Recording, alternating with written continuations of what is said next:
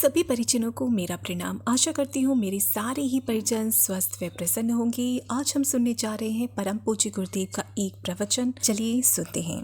मित्रों, जानवर की एक विशेषता यह होती है कि उसे अपने पेट की हमेशा फिक्र बनी रहती है। जब वह जवान होता है तो उसे संतान पैदा करने का ख्याल आता है।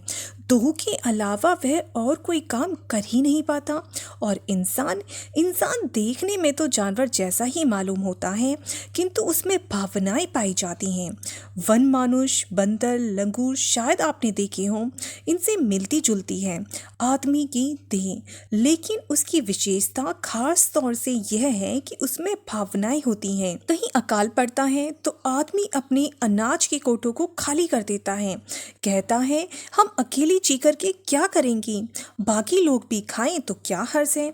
यदि किसी के छप्पर में, मोहल्ले में आग लगी तो वह सबसे पहले दौड़ता है आग बुझाने के लिए। यह क्या है? यह है आदमी की भावनाएं, दूसरों की सेवा के लिए दौड़ पड़ना।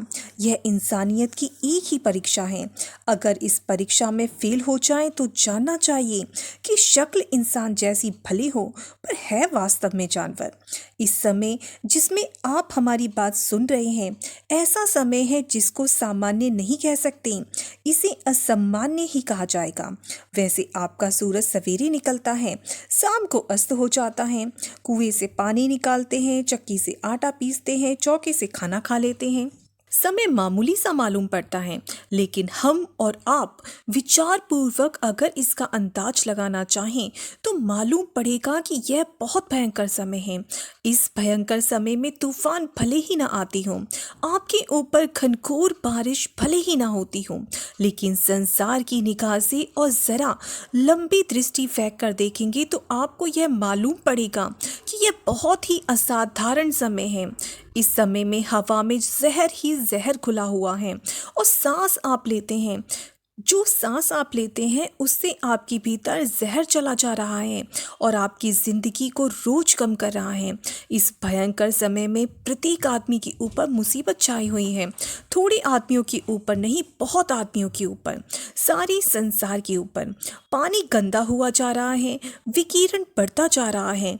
इससे बच्चे अपाहिज, लंगड़े, लूले पैदा हो रहे हैं। जनसंख्या की दृष्टि से आदमी किस कदर बढ़ता हुआ चला जा रहा है और खाने के लिए सामान कम पड़ता चला जा रहा है। आपने देखा सुना, आपकी इतनी उम्र हो गई, जिस भाव से आपको आज गेहूं मिलता है, चावल घी मिलता है, क्या आपने इससे पहले कभी सुना था? नहीं, कभी नहीं सुना था। यह महंगाई बढ़ रही है, अभी और बढ़ेगी, मुझे घटने की कोई सूरत नजर नहीं आती। वस्तुतः यह मुसीबत का समय है और आदमी पर मुसीबतें बढ़ती ही चली जा रही हैं और बढ़ेंगी अभी। यह ऐसा समय है जिसमें किसी को किसी पर विश्वास नहीं रह गया है। आतंक और आशंकाओं से वातावरण चारों ओर घिरा हुआ है। सड़क पर जब आप निकलते हैं तो मालूम नहीं कि आपके साथ पड़ोस में चलने वाला आपके चाकू घोंपकर कब आपकी संपत्ति छीन लेगा, इसका क्या विश्वास है। इंसान का चाल चलन, इंसान का विचार इतना गंदा, घटिया हो गया है कि यह स्थिति अगर बनी रही तो कोई किसी पर विश्वास नहीं करेगा। न भाई भाई पर विश्वास करेगा, न स्त्री पुरुष पर विश्वास करेगी, न पुरुष स्त्री पर विश्वास करेगा। ऐसा गंदा, ऐसा वाहियात समय है यह समय इसलिए भी घटिया और वाहियात है कि नेचर हमसे, आप सबसे नाराज हो गई है। जब उसकी मौज आती है तो अंधाधुंध पानी बरसा देती है और जब मूड आता है तो सूखा नजर आता है। कहीं मौसम का ठिकाना नहीं कि मौसम पर पानी बरसेगा कि नहीं। ठंड के समय ठंड ही पड़ेगी कि गर्मी पड़ेगी, कोई नहीं कह सकता। भूकंप कब आ जाए कोई नहीं कह सकता, बाढ़ कब आ जाए कोई ठिकाना नहीं। प्रकृति हम सबसे बहुत नाराज हो गई है, इसलिए उसने काम करना बंद कर दिया है। यह ऐसा भयंकर समय है। ऐसे भयंकर समय में आपके ऊपर कोई जिम्मेदारी नहीं है? क्या आपके कोई कर्तव्य नहीं है? क्या आपके अंदर भावनाएं नहीं है?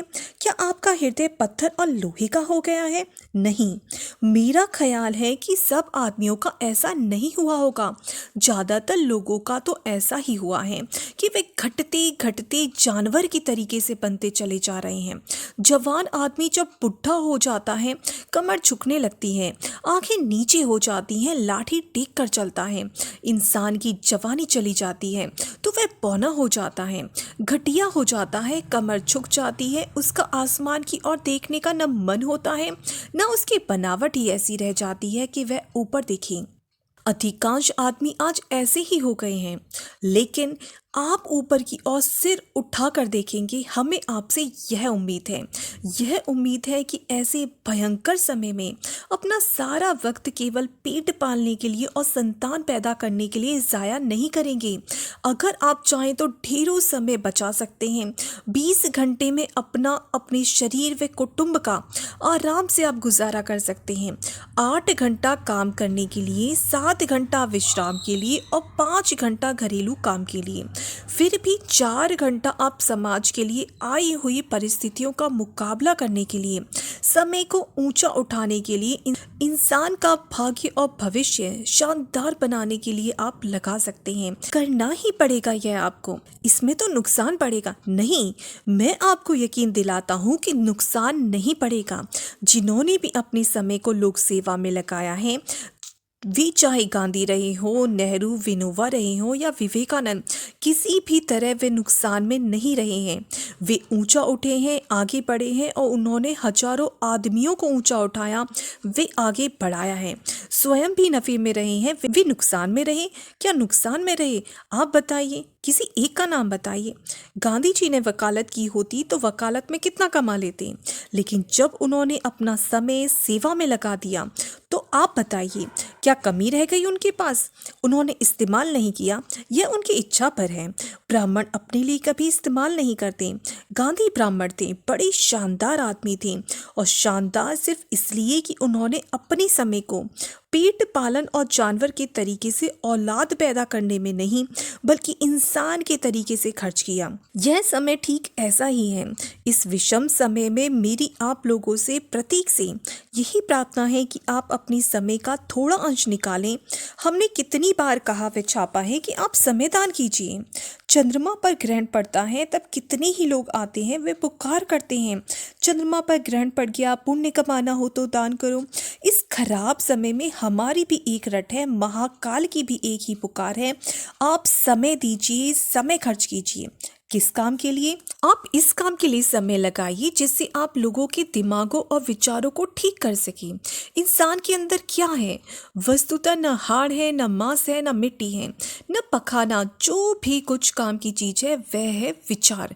विचारों से ही अब्राहम लिंकन जैसे, जॉर्ज वॉशिंगटन जैसे, गॉरफील्ड जैसे छोटे छोटे इंसान इतने महान बन जाते हैं।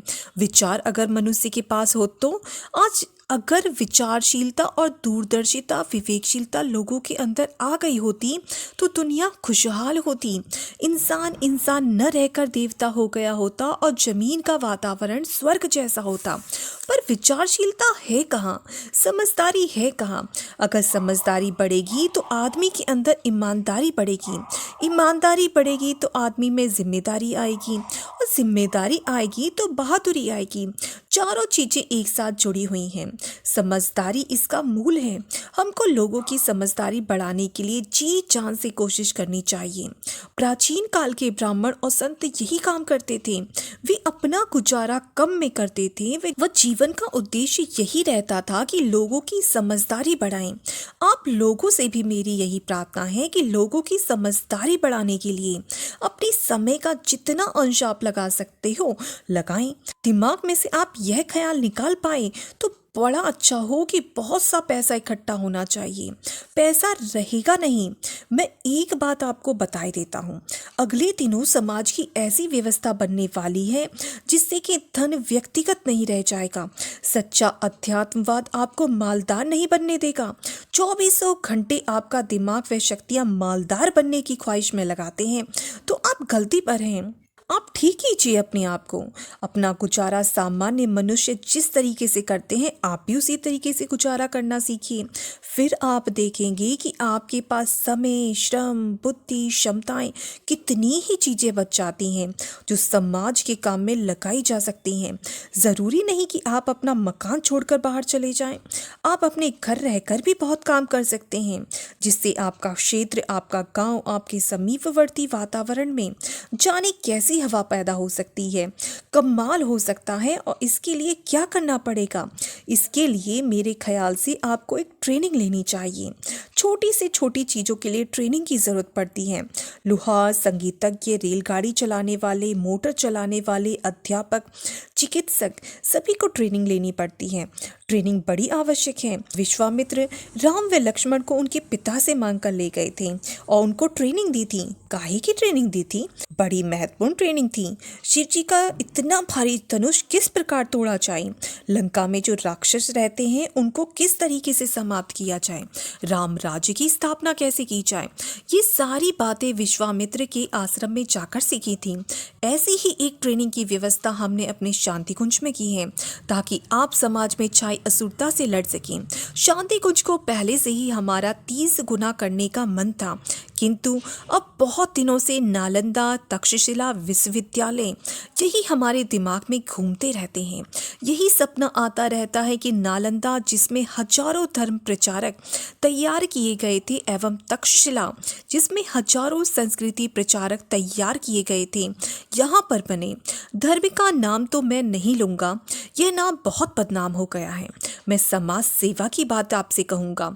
यह कहूँगा कि आपकी महानता की वृद्धि के लिए सेवा बेहद आवश्यक है, और जब तक आप समाज की सेवा नहीं करेंगे तब तक आप उन्नतिशील नहीं बनेंगे। आपकी आत्मा में संतोष और शांति का निवास नहीं होगा। आत्म संतोष के अलावा समाज का सहयोग व भगवान का अनुग्रह कैसे मिल सकता है? शानदार जिंदगी कैसे जीनी चाहिए? इसके लिए हमारे यहाँ ट्रेनिंग चलती है। ट्रेनिंग तो पहले भी चलती थी, 9 दिन की, 5 दिन व 1 माह की, पर अब हमने सारे के सारे शांति कुंज को विश्वविद्यालय के रूप में परिणत कर दिया है। कानूनन तो यह विश्वविद्यालय नहीं है, क्योंकि विश्वविद्यालय के लिए जो खाना पूर्ति की जाती है वह बहुत बड़ी है, लेकिन पुराने समय में नालंदा में कोई खाना पूर्ति नहीं हुई थी और ना तक्षशिला में कोई खाना पूर्ति हुई थी। ये गवर्नमेंट से कोई संबंधित नहीं हुए थे। हमारा यह विश्वविद्यालय इसी प्रकार का है। आज मनुष्य को जीना कहाँ आता है? जीना भी एक कला है। सब आदमी खाते हैं, पीते हैं, सोते हैं और मौत के मुंह में चले जाते हैं, किंतु जीना नहीं जानते। जीना बड़ी शानदार चीज है। इसको संजीवनी विद्या कहते हैं, जीवन जीने की कला। यहाँ हम अपने विश्वविद्यालय में शांति कुंज में जीवन जीने की कला सिखाते हैं, और यह सिखाते हैं कि आज के गए गुजरे जमाने में आप अपनी नाव पार करने के साथ साथ सैकड़ों आदमियों को बिठाकर पार किस तरह से लगा पाते हैं। नाव चलाना भी एक कला है। हम आपको नाव दे दें, वह आपको नदी के किनारे छोड़ दें, कहें कि आप जाइए, तो इतने मात्र से आप नाव नहीं चला सकते। कहीं लहरों के चक्कर में पड़ेंगे और बहते हुए चले जाएंगे, नाव को डुबो देंगे और आप भी डूब जाएंगे। लेकिन अगर आपको ट्रेनिंग मिली हो तो आप सकुशल पार हो जाएंगे।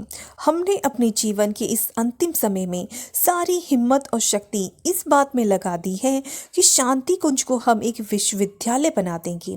500 व्यक्तियों के लिए हमने 1 माह में शिक्षण देने की व्यवस्था की है। इतना बड़ा काम व मात्र 1 महीना। हमने इसलिए बड़ा नहीं रखा क्योंकि हमको कम समय में 1 लाख से अधिक सही जीवन जीने वाले आदमी तैयार करने हैं। हमने 500 आदमियों को प्रत्येक माह ट्रेंड करके स्वयं का महान और शानदार जीवन जीने के लिए शिक्षण देने का प्रबंध किया है। न केवल स्वयं का जीवन बल्कि समाज की सेवा का शिक्षण। न केवल समाज की सेवा का शिक्षण बल्कि यह भी कि आज की समस्याएं क्या हैं, गुत्थियों का हल और समाधान निकालने के लिए क्या कदम बढ़ाए जाने चाहिए और किस तरीके से काम करना चाहिए, यह सिखाने का प्रबंध किया है।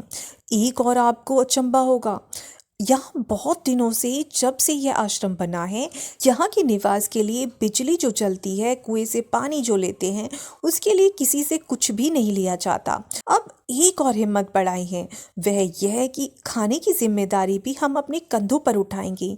गरीब और अमीर दोनों के लिए कोई खर्च वसूला नहीं जाएगा। यदि कोई कहे कि हमने आपका खाया है, दान का पैसा है, ब्राह्मण का, साधु का पैसा है, हम खाना नहीं चाहते, तो हम कहेंगे कि मुट्ठी बंद करके दे जाइए, हम रसीद काट देंगे आपकी। तो इस शिक्षण में यह नवीन विशेषता है कि अधिक से अधिक आदमी लाभान्वित हो सकें। सरकारी स्कूल कॉलेजों में में आपने देखा होगा कि वहाँ बोर्डिंग फीस अलग देनी पड़ती है, पढ़ाई की फ़ीस अलग देनी पड़ती है, लाइब्रेरी फ़ीस अलग व ट्यूशन फ़ीस अलग। लेकिन हमने यह हिम्मत की है कि कानी कौड़ी की भी फीस किसी के ऊपर लागू नहीं की जाएगी। यही विशेषता नालंदा तक्षशिला विश्वविद्यालय में भी थी, वही हमने भी की है। लेकिन बुलाया केवल उन्हीं को है जो समर्थ हो, शरीर या मन से बूढ़े न हो गए हों, जिनमें क्षमता हो, जो पढ़े लिखे हों। इस तरह के लोग आएंगे तो ठीक है, नहीं तो अपनी नानी को, दादी को, मौसी को, पड़ोसन को लेकर के यहाँ कबाड़ खाना इकट्ठा कर देंगी तो यह विश्वविद्यालय नहीं रहेगा, फिर तो यह धर्मशाला हो जाएगी, साक्षात नरक हो जाएगा। इसे नरक मत बनाइए आप। जो लायक हो वे यहाँ की ट्रेनिंग प्राप्त करने आए और हमारे प्राण, हमारे जीवन से लाभ उठाना चाहें, चाहे हम रहें या न रहें। वे लोग आएं। प्रतिभावानों के लिए निमंत्रण है, बुढ़ों, अशिक्षितों, उजड़ों के लिए निमंत्रण नहीं है। आप कबाड़ खाने को लेकर आएंगे तो हम आपको दूसरे तरीके से रखेंगे, दूसरे दिन ही विदा कर देंगे। आप हमारी व्यवस्था बिगाड़ेंगे। हमने न जाने क्या क्या विचार किया है और आप अपनी सुविधा के लिए धर्मशाला का लाभ उठाना चाहते हैं। नहीं, यह धर्मशाला नहीं है, यह कॉलेज है, विश्वविद्यालय है, कायाकल्प के लिए बनी एक अकादमी है, हमारी सतयुगी सपनों का महल है। आप में से जिन्हें आदमी बनाना हो, इस विश्वविद्यालय की संजीवनी विद्या सीखने के लिए आमंत्रण है। कैसे जीवन को ऊंचा उठाया जाता है, समाज की समस्याओं को कैसे हल किया जाता है, यह आप लोगों को सिखाया जाएगा। दावत है आप सबको। आप सब में जो विचारशील हों, भावनाशील हों, हमारे इस कार्यक्रम का लाभ उठाएं, अपने को धन्य बनाएं और हमको भी। हमारी बात समाप्त। ओम शांति। तो ये था परम पूज्य गुरुदेव का प्रवचन, संजीवनी विद्या बनाम जीवन जीने की कला। आशा करती हूँ आपको अच्छा लगा होगा। सभी को प्रणाम। जय गुरुदेव, जय श्री राम।